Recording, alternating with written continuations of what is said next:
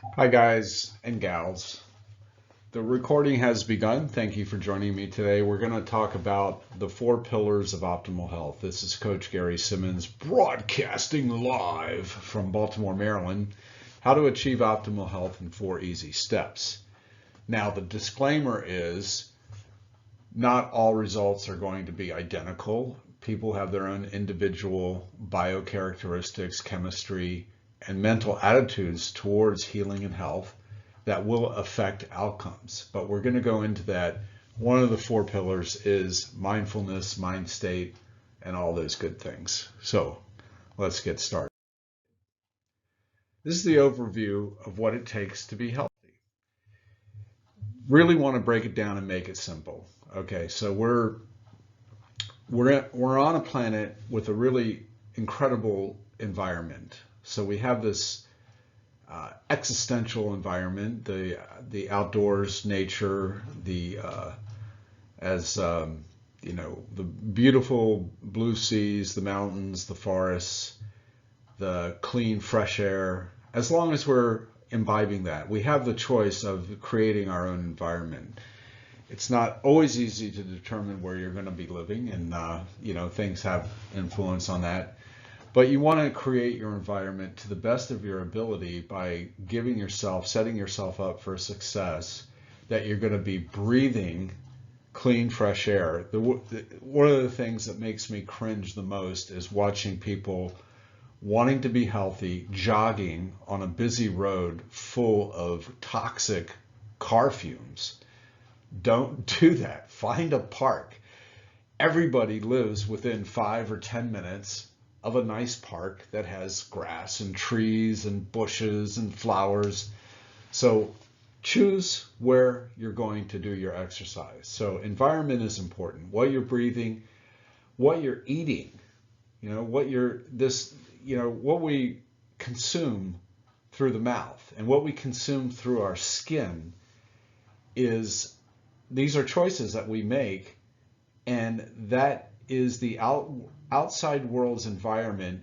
We're ingesting that inside our bodies. So from our lips to our rectum, there is a very separated set of chambers or rooms where the things we imbibe are passed through. Even our lungs, the air that we breathe in, gets transferred to the blood. The blood goes through the liver cleanses and detoxes.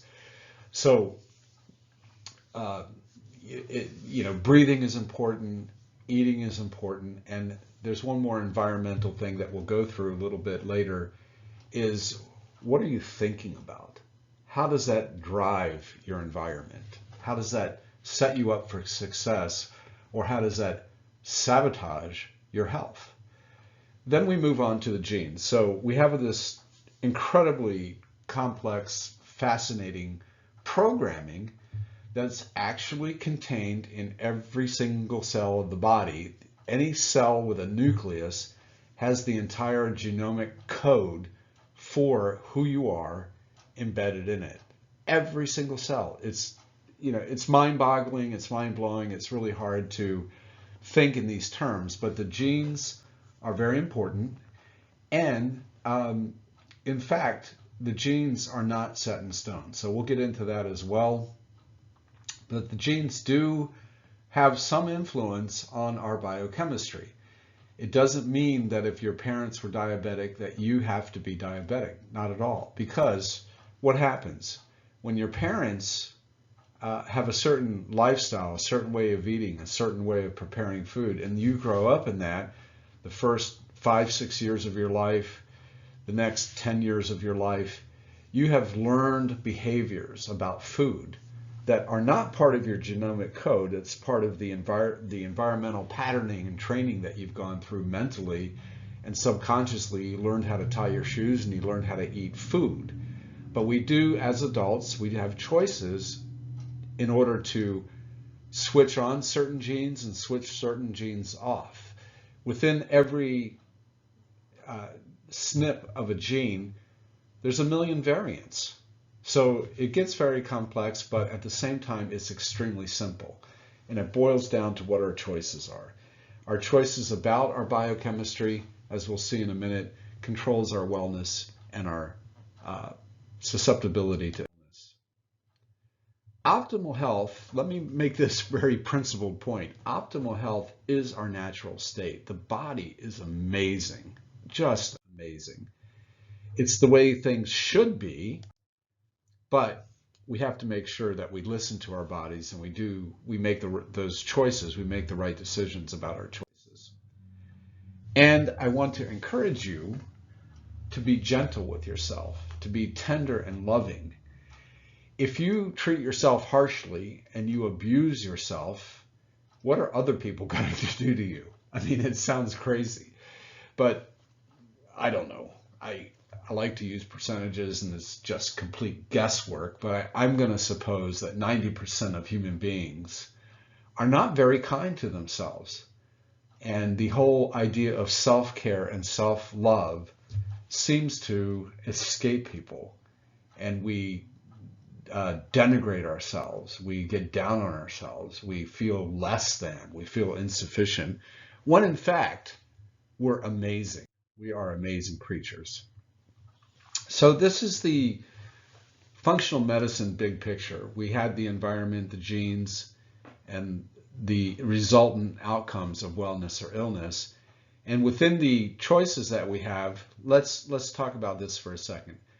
We're talking about maximizing the things that are good for us, minimizing or removing things that are not so good for us,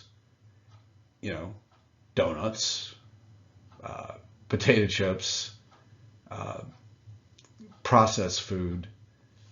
And then we prioritize what we want to happen. So once you make a conscious choice about the outcome that you want, we have a roadmap, right? Yes, genes have a lot to do with who we are, but within every snip of the DNA, there are a million variants, millions of choices, and basically it boils down to the simple on-off switch. We go into a dark room, we flip the switch, the lights come on. It's the same with our genes. We can influence, through the environment, we can influence what our genes, how the genes are going to respond. And if you want more information on that, I'll put a link at the bottom of the course with some Bruce Lipton videos. Very important name, Bruce Lipton, biochemist, biologist. He wrote a book called The Biology of Belief, a seminal work, and he's considered one of the fathers of epigenetics, which is environment plus genes.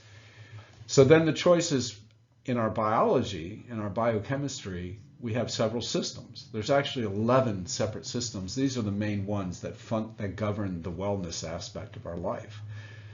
The endocrine hormones, what's that for? Those are communication chemicals. These are the messengers that take information through the body and tell organs what to do, what to produce, what to get rid of. The immune system, how we control inflammation in order to burn off the pathogens and the bad things. Inflammation is a good thing some of the time, but if you have chronic inflammation, if you're chronically inflamed, you're doing something wrong. The nervous system is the neurotransmitters, the mood chemicals, digestion, how we treat our nutrients. The old saying is, you are what you eat, which is not quite true because there's more to it than that. We are what we eat and absorb and digest and convert to cellular nutrients. Metabolism, where does the energy come from? This is a whole class in and of itself, the mitochondria in every cell of our bodies. It's amazing what you will learn about mitochondria. Detoxification or clearance, elimination of the things that don't serve us. So having bowel movements, having good healthy bowel movements every day, one of the joys of life, along with other pleasant things. If you're eliminating properly, it leaves you feeling really well. And if you're not eliminating properly, wow, things can be tough. So sabotage is a dangerous game, and unfortunately, we are trained to play it. That's what happens in our early formative years, from the time that we're in the womb to about the age of 6 or 7. We're in a state of learning, where little children are little tape recorders, and they're just imbibing knowledge from experiences, from interaction with their parents, with their siblings, with their school and with their teachers and with their caregivers. And unfortunately, when a child is talked to negatively or punished for some rather innocent behavior, that leaves a very serious mark in the subconscious. That child, or you or me, I'm not going to remember those specific incidents that happened when I was young. I'm 66 now, so when I was 60 years ago and something happened to me, I'm not going to remember the incident, but the feeling or the emotion might still be with me. When I hear certain music, or I see a certain, in a grocery store, I see a mother berating a child, or a child crying and being inconsolable. These are the types of sabotage we really have to watch out for. So let's get on with it. The first pillar, the first lens that we're going to look through is the lens of mindfulness. So I like to say it all begins in the mind, but there's all these cycles in our physical being and in our spiritual, emotional states that things can influence the mind as well, even chemicals, even foods that we eat. So I can't say it all starts with the mind, but let's concentrate on the mind to begin with, our mind state and our perspective about life. We think we know who we are, but do we really? There is the conscious and the subconscious mind. So let's think about what percentage is subconscious and what percentage is conscious. So considering the fact that in our conscious waking hours, we do repetitive, habitual things all day long. We can even drive a car without thinking, without any conscious thought. And I think you've had the experience, as I have, that sometimes you can be traveling late at night, driving, and you miss 100 miles of the road because you're somewhere else consciously, but your subconscious mind is able to drive a car. Your subconscious mind can enable you to tie your shoes without any conscious thought whatsoever. There are several things that we do, and of course all the autonomic systems in the body, the beating of our hearts, the breathing, the circulatory system, the 1 billion chemical reactions that are taking place every single second. The subconscious mind has a lot of control in that, and it's on autopilot. It is what we have memorized, what we've habituated, and what we know.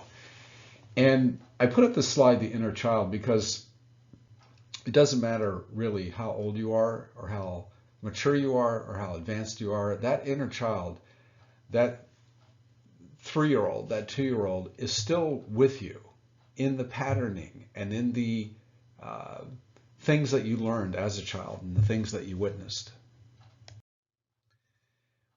Let's talk about brainwaves for a minute. Brainwaves, when we're asleep, we're in delta. When we begin to wake up, we move into theta. We've got 1 foot in the delta and 1 foot heading towards alpha. It's called theta. It's the brain wave where children exist. So a child is not necessarily very conscious of their actions and activities. They're really mimicking and repeating behavior that they've seen. So if your child's acting out, where did the child learn that, right? So in theta, we have the ability as adults now, when we're first falling asleep in the evening and when we're first waking up in the morning and we're in that dream state, we're just waking up, we have a really great opportunity at that point to actually do some reprogramming. Some people call it self-hypnosis or affirmations, but you can actually, I'm a big believer in communication, that we can actually talk and communicate with different parts of our body. And the best times to do that are early in the morning and late at night when we're not quite in alpha and we're heading towards delta. In that little 5-minute window, a lot of reprogramming and correction or programming can be done. We move from alpha as we're getting ready for work, beta, we're driving to work, gamma, we're highfalutin, highly productive, conscious beings, creative and thinking of new things and coming up with all kinds of wonderful things to help our bosses in our companies and our lives and our families. We're acting on what we have learned. But believe me, 95% of our conscious lives are controlled by our subconscious recordings. So each brainwave has a distinct purpose and helps us to behave and think and move and process. I use those first 5 minutes in the morning, and I use the last 5 minutes before I go to sleep to recognize certain realities that I would like to create. So I feel as if one of the keys to being healthy is to co-create your existence and who you really want to be. Things just don't happen. They happen for a reason. So if we get in the middle of that process, we can actually reprogram and reaffirm through several different methodologies. There's Psych 7, which I won't go into right now, but it's a complete system of communicating with your subconscious mind and reprogramming. Neuro-linguistic programming, where you anchor in certain emotional responses when you do something fantastic, you win a prize, you receive, you come in first place, you complete a ropes course, or you do a bungee jump. You can take the excitement and the adrenaline and the rush and the feeling of achievement. You can program that into your subconscious using neuro-linguistic programming techniques, because all of it is connected. We are a chemical soup. Indeed. So don't be afraid to communicate with your body. If something's going wrong with your toes and you have discomfort in your ankles, or you have an upset stomach, just listen to what your body's telling you. Pain, I guess, our two great motivators are pain and pleasure. So if we're listening to our bodies, and there's pain, what is the pain saying to you? Why is the body yelling and screaming at you about something you've done or not done? So what have you maximized that you shouldn't have? What have you minimized that you should have done more of? Be it exercise, be it eating clean, be it thinking clean. So listen to your body. Second pillar, exercise. Yeah, it's a dirty word. We don't exercise enough. I would say primarily, let's go back to some fake percentage. I have no studies to back this up, but I would say 80% of our population do not get enough exercise. And what is exercise? Exercise is movement. Without any exercise at all, metabolically, you will burn 1,200 to 2,000 calories every single day, just with the normal processes of sitting or lying down or sitting still. If you didn't feel well and you stayed in bed all day, you'd still burn 1,200 calories for the most part, depending on how much you weigh. A lot of work being done every second of every day inside your body. So even if you're still and you think you're still, you're moving. Every cell in your body is doing something right now. But we call this burn, the basic metabolic rate. Unfortunately, people eat 2 or 3 times their caloric metabolic rate, which piles on the weight. And we have a overweight epidemic or an obesity epidemic that is just has grown by leaps and bounds over the last 30 years. I didn't put the CDC maps in this particular course, but in the last 30 years, it's just moved from state to state to state where people are moving towards obesity. And it comes from a lack of, well, it comes from two things. Eating the wrong things, which we'll talk about next, but also not moving and being sedentary in our chairs, doing mind work, brain work in front of computers. Most of us, unless you're a farmer, a plumber, a handyman, a carpenter, a contractor, you're not moving your body very much. So this is an old maxim that the principal sign of life is movement. So if you want to be part of the living world, then you got to move your body. Well, let's put it this way. Isn't it a great thing when you get to move your body? Even one-cell organisms are moving constantly. So if you want to be able to be mobile as you age, it's better to practice moving a lot now while you have the ability. Often the biggest bang for your exercise buck is intermittent exercise. So I joined the gym a few years ago, and I asked you get 1 or 2 free sessions with a trainer where they show you the different equipment that they have and how to use it, things that whatever your goals are, if it's building muscle or losing weight, they show you different things. The trainer that worked with me said that the biggest bang for the buck for exercise is the Stairmaster, climbing stairs for at least 10 minutes, or the row machine. This moves more muscles more aggressively than anything else. But I'm going to add a little icing to the cake, and the way to get the biggest benefit from any kind of exercise is to do it intermittently. So that means short bursts of intense exercise followed by a longer period of rest. So for example, I don't consider running or jogging at my age to be the best exercise because our joints do, over a lifetime, we wear out some of the cartilage, and it's easy to hurt yourself as you get older trying to run. Now, some people are successfully trained and toned and know how to do it, but for the most of us, the intermittent exercise, let's use jogging as an example. Let's say you sprint for 30 seconds. You get quite winded in 30 seconds, running as fast as you can, and then you slow it down and you pace yourself for 90 seconds where you walk and you recover from that burst of 30 seconds. Then you repeat it, 30 more seconds. In the space of 15 minutes, you've had hard exercise of 5 minutes, and you've had 10 minutes of rest and recuperation. So that's a really interesting, and you can use that with anything. You can use it with lifting weights. You only lift weights for maybe a 30-second burst where you're really pumping, and then you put the weights down and you walk around and you flex your arms and you stretch out the muscles that were contracting.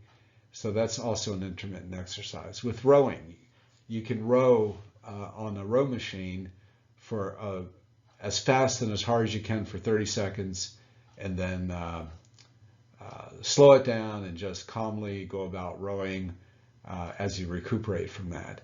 Stairmaster, the same thing. They actually have intermittent programs built in where you can set the higher intensity for however many seconds you want, and then the rest and recuperation for as many seconds as you want. Generally, the burst of 30 seconds and the rest of 60 seconds, the 2 to 1, resting twice as much as you exercise.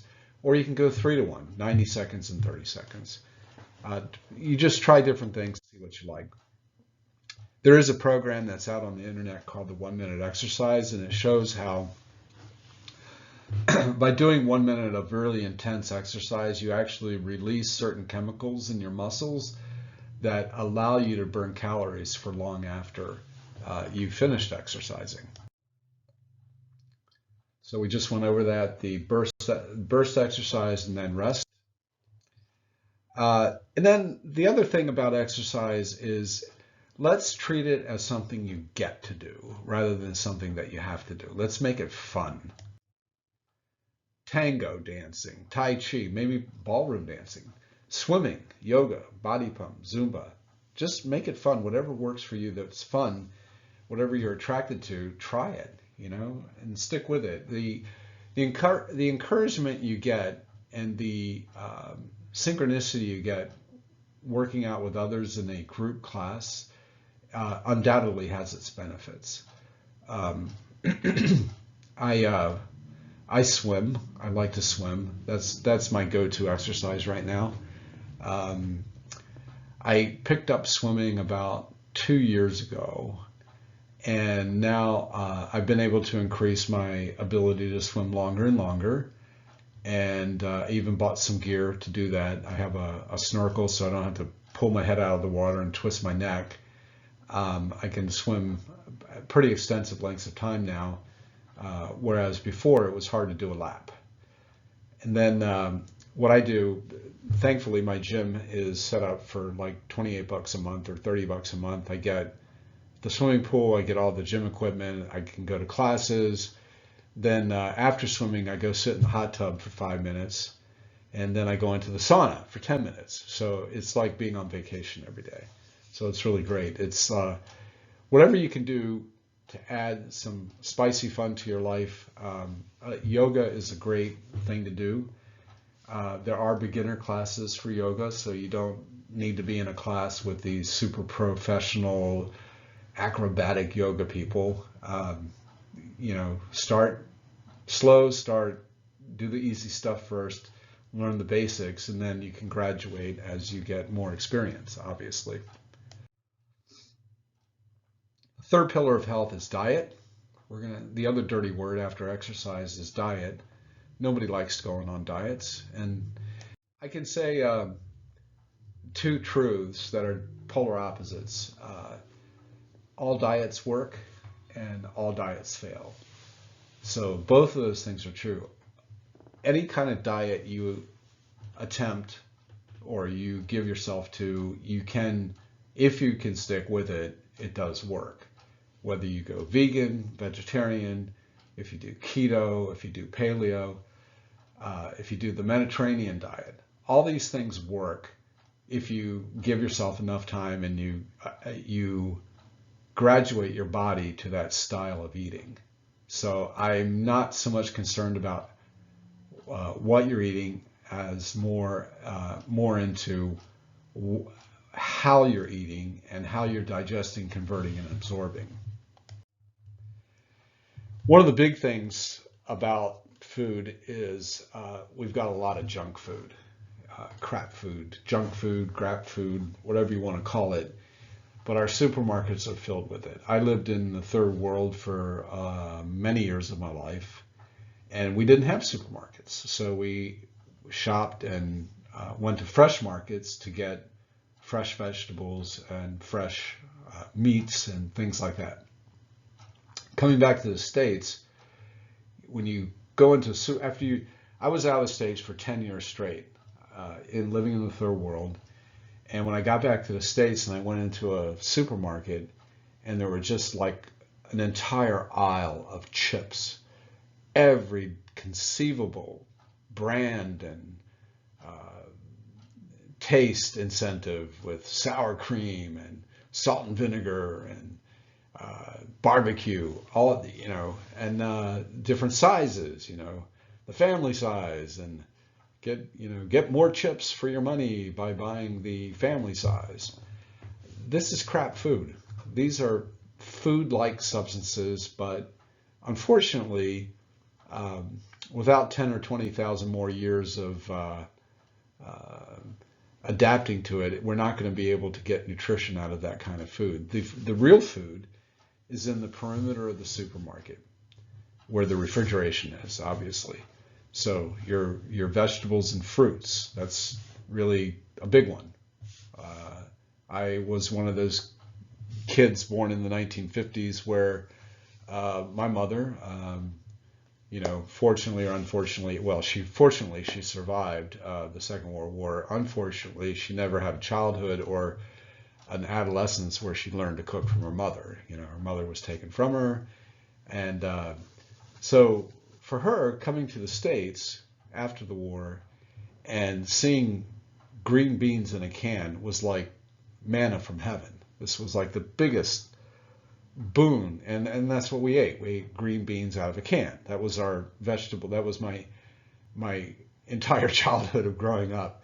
We might have had a stalk of celery once in a while, but everything was boiled. Carrots were boiled, pretty tasteless, pretty bland, and I didn't really learn how to enjoy vegetables until I went to India, and I was introduced to palak paneer, a spinach dish that's curried and just delicious. And oh my God, I didn't know vegetables could taste this good. So, in the way we get crap food out of our lives is by adding in the good things. Yeah, we should detox our kitchen and get the junk out of there. If you really want to make a pivot point, stick your foot in the ground and pivot and say, yes, I'm going to change my lifestyle, and throw out the sugar, throw out the baked goods, even get rid of the cooking oils. Like, they're just not good for you. And we'll go more into that later. But suffice it to say, we replace those things with really good food. So on this page here, see if you can identify anything that's actual food here. There's very little food. It's all processed. It's all highly inflammatory. Let's just put it that way. Either sugarized, which causes inflammation and causes over-sugarization of our diet, causes insulin resistance and diabetes. It also causes heart disease. There's a lot of problems with wheat. The wheat of our grandmothers is quite different than the wheat of today. I know we were attempting to feed the whole world with our breadbasket and growing wheat, and it can fill the stomach, which is a good thing. But the chromosomes of wheat, if you read the book Wheat Belly, you'll learn a lot about how wheat has changed. And our immune system and our digestive system, we may not be allergic to wheat or have celiac disease, but it's quite possible that a much higher percentage of people have wheat sensitivity that they're unaware of. And because you've had it your whole life, you don't notice it and you tolerate it and you put up with it. So it's kind of an experiment if you want to try going off wheat for a week or 2 weeks or 2 months or 3 months. It's amazing how different your body feels and how much weight you will lose. We'll go into that more a little bit later. This slide here, this little collage, this is actually food. It's beans and legumes and protein and nuts and vegetables and fish and broccoli and asparagus and hummus and all kinds of good things. So if you can learn to move from food-like substances and maximizing actual real food, you'll be doing yourself a huge favor. The Michael Pollan quote says, eat food, not too much, mostly plants. So that's, I modified that. I don't know if I have it in this slideshow, but what I say is eat real food, not too much, mostly plants. Wellness does begin in the gut.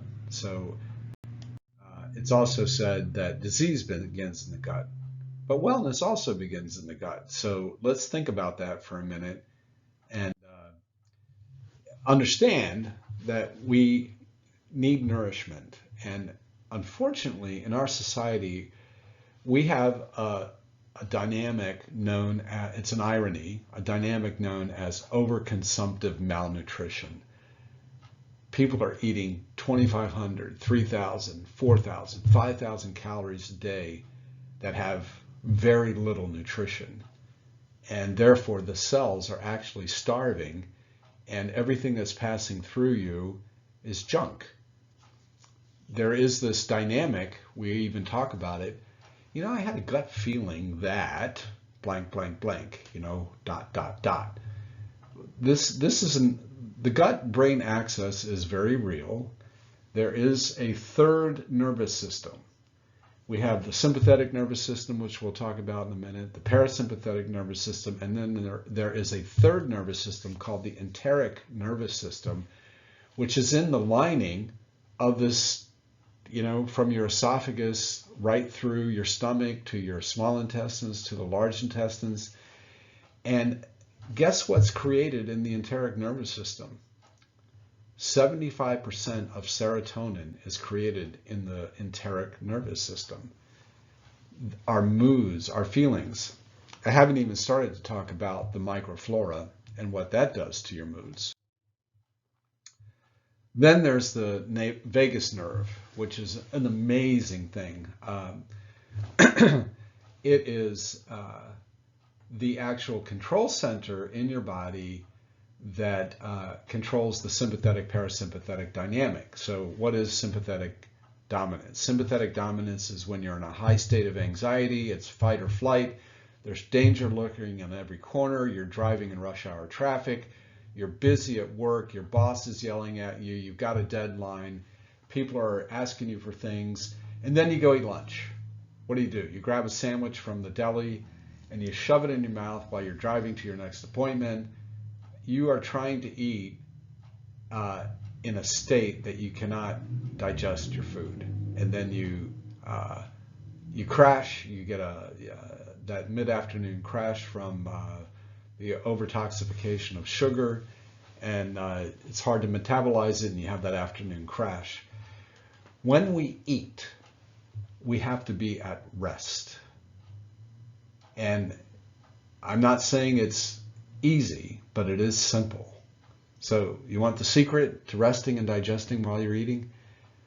It's 5 deep breaths without doing any thinking at all. You rest, then you can digest. Your parasympathetic mode kicks in, and the food in your stomach, you can actually start digesting that. And it takes about 30 minutes for the stomach. If you're healthy, it takes about 30 to 60 minutes for that food to pass on through the duodenum into the small intestine, where your nutrients are absorbed. So if you're eating while you're in the sympathetic dominant state of fight or flight, it's not going to give you a good outcome of wellness that you seek and desire. You have to take time off to eat. Better not to eat than to eat while you're in that fight or flight mode. So we say disease begins in the gut because we have this protective barrier lining the entire digestive system. It's an endothelial lining, and in the small intestine, that's where the nutrients pass into the bloodstream, okay, through the villi, vilii. The villi once the food's broken down, the hydrochloric acid in the stomach, and then the pancreatic enzymes in the small intestines, and the microflora that's in the gut starts breaking down the food into particulates, some of which are nourishing and good for your digestive system, and you pass it through the villi into the bloodstream to be sent out through the 70,000 miles of blood circulatory system you have in order to nourish every single cell. The things that aren't good for you, the pathogens, the bacteria, those things should be taken care of by the immune system. And a lot of times they're not. Why? Because the good bacteria, the good microflora, there's a competition going on with bad bacteria, yeast, fungus, that wants to consume, but the difference between the good bacteria and the bad bacteria is the good bacteria does a lot of housekeeping and cleaning and energizing for your body. The bad bacteria and the fungus and the yeast and the candida, it's actually making a big mess everywhere and not tidying up. So we have ways and means of eliminating those bad bacteria, or at least reducing and minimizing them, by infusing probiotics and by using digestive enzymes and doing cleanses from time to time. So remember, if you don't remember much else from this, we are what we eat, digest, absorb, not just what we eat. We have to be able to convert that food we put in our mouths into nutrients, vitamins, minerals, the proteins, and the fats that are going to support our body and our health. So what are some things that can interfere? Well, as I said, in the sympathetic mode, you're under stress. There are cases, a very growing large population of hypothyroidism, stress, I'll say it again, various medications. Oh, and stress. Yeah. So we're overstressed. Even think about even in your wind down in the evening. We'll talk about sleep in a minute. But think about the wind down. What do you watch at night? Are you watching high anxiety provoking and producing criminal or spy shows or shoot 'em up types of TV shows or movies, or anything that's leading to a negative thought pattern? That's stressful. It's really hard to go to sleep after that. So eating hygiene matters a lot. So let's go through some of the eating hygiene. It's not just what we eat, but how we eat and when we eat. There is wear and tear on the digestive system that comes from NSAIDs. Those are the anti-inflammatories, the ibuprofen, the muscle relaxants. There's pesticides, antibiotics, steroids, heavy metals, mercury, lead, which leads to what? Intestinal permeability, where instead of the nutrients going through the villi, actually in between the folds of the villi, the endothelial lining becomes compromised because of the NSAIDs, the pesticides, the antibiotics. Just about any medication you take can hurt the gut and cause intestinal permeability, which results in leaky gut syndrome. You know, like probably in the medical community, doctors would consider 5% of the population to have leaky gut. In functional medicine, we encounter it much more frequently. We can solve a lot of problems by healing the gut. There's SIBO, small intestine bacterial overgrowth. That comes from the large intestine bacteria leaking back into the small intestine.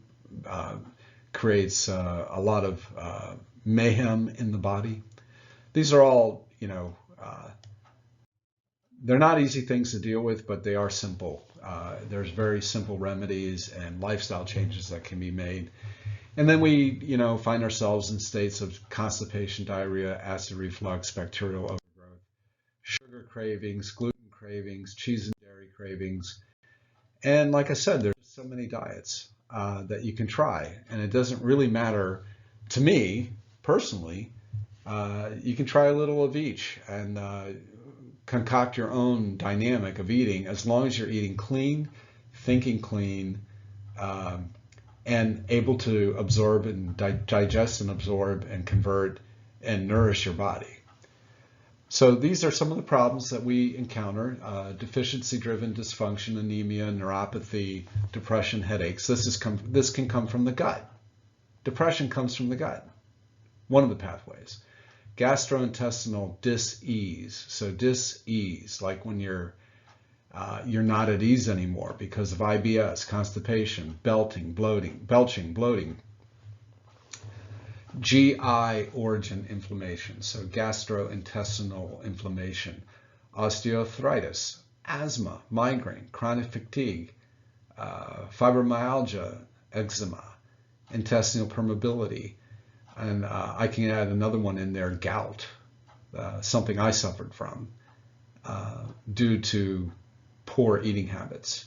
Autoimmune disease, Hashimoto's, thyroiditis, lupus, multiple sclerosis, Crohn's disease, rheumatoid arthritis.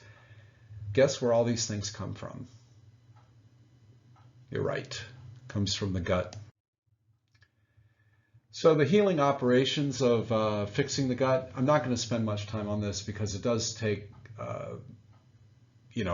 there's a dynamic and a methodology to each of these, but simply put, removing stress, crap food, and constipation, the bad microbes, the bad microflora, the food sensitivities, we want to get rid of those as quickly as possible and replace them with what? Good stuff, digestive enzymes, stomach acid support, bile acids.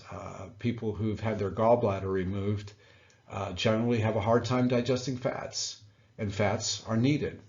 Healthy fats especially, like omega-3s and omega-9s. Herbal remedies to boost immune system insufficiency. Probiotics, re-inoculate the body. Prebiotics and probiotics. So there are certain foods that are good microflora, love to eat and do really well on. Prebiotics, that's like the big one that I use a lot in my smoothies is flaxseed, simple flaxseed, adding that. I'm into using 2 heaping tablespoons in my smoothie of flax seeds and flaxseed flour. Repair.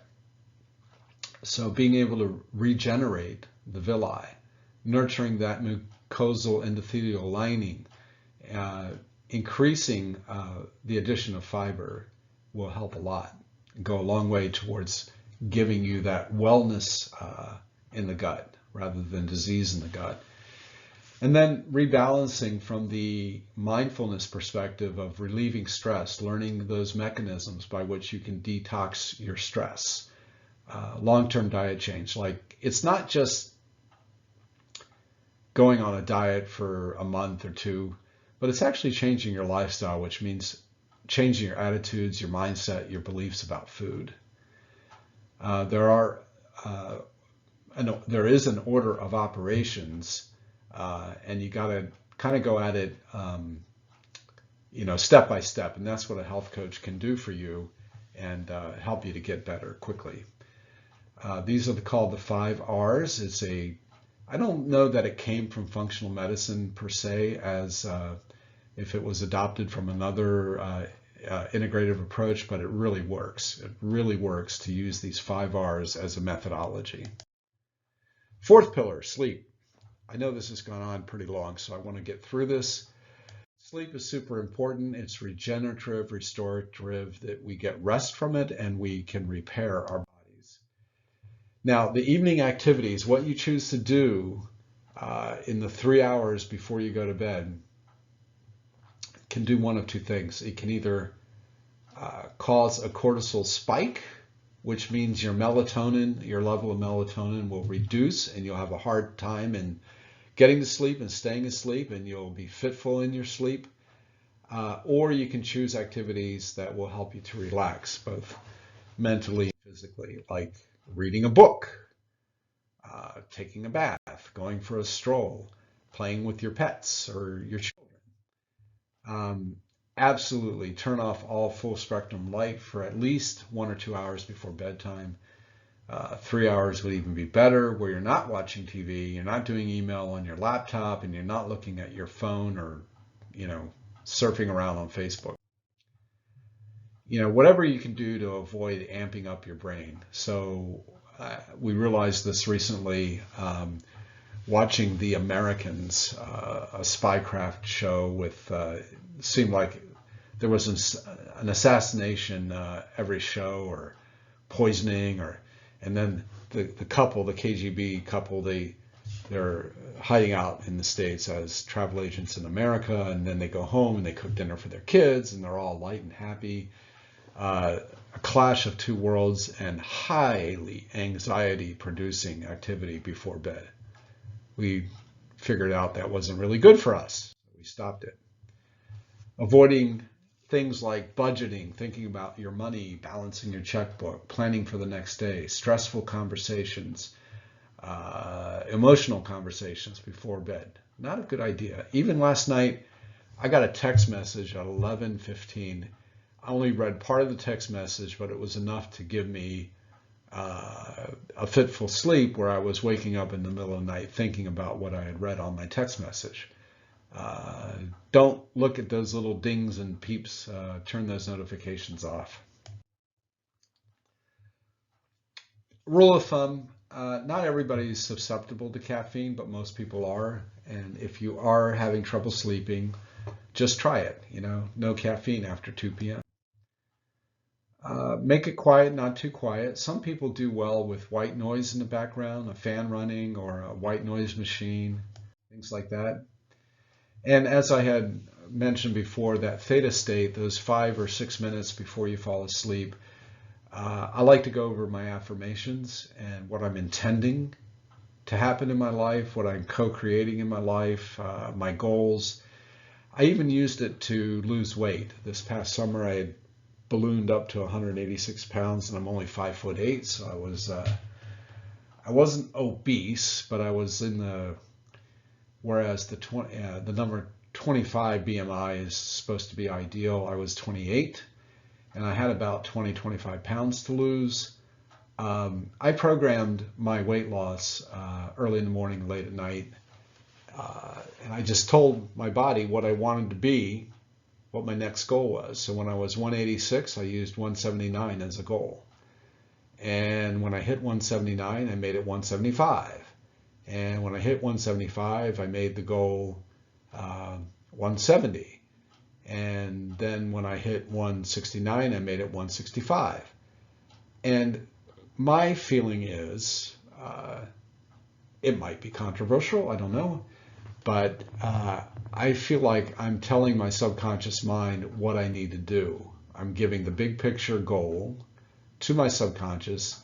My subconscious can then use its dynamic to activate, to use reticular activation, which is a psychological term, to notice the things to do and to lead me and guide me when to eat, when not to eat. So I developed a lifestyle and a habit of intermittent fasting. I fast every single day, 16 to 18 hours a day. I do not eat. If I stop eating at 8 o'clock at night, I don't eat till 12 noon the next day. Now, along with that, since we're talking about reaching goals and using a little self-hypnosis to program those things, psychologically, it's really important to have something to look forward to at every point in the day. So when I get up in the morning, I'm looking for my black coffee. I don't use creamer anymore. I've been off that for 1.5 years, 2 years. And then that's very satisfying. And my morning is my work hours where I really am engaged and active, and I just don't feel the hunger very much. And if I do happen to feel the hunger, I change the meaning of that. So we have the power and we can be audacious enough to actually change the meaning of things. We think that feeling hungry is a sacrifice or some type of suffering that we're going through. Oh, we're on a diet, we can't eat. No, that's not what it is. For me, feeling a little bit hungry is like, man, am I powerful? I am doing good for my body. And then I'll get up and go get some herbal tea. And a nice hot tea in mid-morning is just fine and is satisfying. Then I look forward to that midday meal, which is for me my concoction of a smoothie, which is full of all the things I was telling you about. I put in a green powder, a protein powder, a lot of fiber, nuts. I put in 7 Brazil nuts every day, chop those up into the smoothie. For the selenium, So minerals, vitamins, all those things. Maca. Maca is an herb that really, really makes me happy. I don't know why, but just smelling it turns me on and makes me excited. So we can use that theta state for reprogramming habits. Relaxing rituals at night, gratitude journaling, being thankful for who you are, where you are, what you have, and what you're sharing with the world. A hot bath with Epsom salts, herbal tea. Make sure your sleeping quarters, your bedroom, that the windows are darkened, and that, you know, if you're living in a place where street lights are beaming in, make sure you darken those windows. I'm fortunate my bedroom windows face the woods, so I don't have any light coming in, and I can awake with that first morning light quite easily. I don't have any light emitting devices in my room to speak of. I don't have alarm clocks. I don't leave my phone in my room. I put my phone to charge in a different room, because we have to observe that this whole dynamic of lowering the cortisol levels, de-stressing at night, calming down, doing some deep breathing, doing a little yoga, and being aware of and observing the circadian rhythm. So as it gets dark out, there's this pineal gland in our brain. I don't know if I have a slide on that or not. It creates the melatonin according to how much darkness you're encountering. So that's where you mess things up by looking at an iPad in bed. And that light coming into your eyes disallows the pineal gland from producing the melatonin that you need. So some people use melatonin as a supplement, which is just fine.